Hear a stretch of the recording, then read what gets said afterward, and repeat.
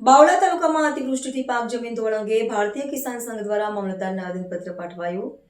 ખેડૂતોને થયેલા નુકસાન અંગે તાત્કાલિક સર્વે કરાવી પૂરેપૂરું વળતર આપવા માંગ.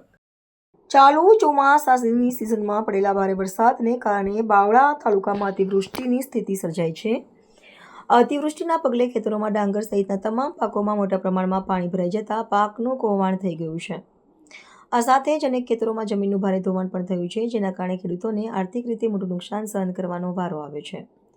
આ ગંભીર પરિસ્થિતિને ધ્યાને રાખીને ભારતીય કિસાન સંઘ બાવળા તાલુકાના હોદ્દેદારો અને ખેડૂતો દ્વારા મામલતદારશ્રીને આવેદનપત્ર સુપ્રત કરવામાં આવ્યું હતું. બાવળા તાલુકા કિસાન સંઘના પ્રમુખ શ્રી કાંતિભાઈ કોળી પટેલને આગેવાની હેઠળ મોટી સંખ્યામાં ખેડૂતોને સંઘના હોદ્દેદારો મામલતદાર કચેરી ખાતે એકઠા થયા હતા અને વિરોધ સાથે સૂત્રોચ્ચાર કરીને આવેદનપત્ર આપ્યું હતું.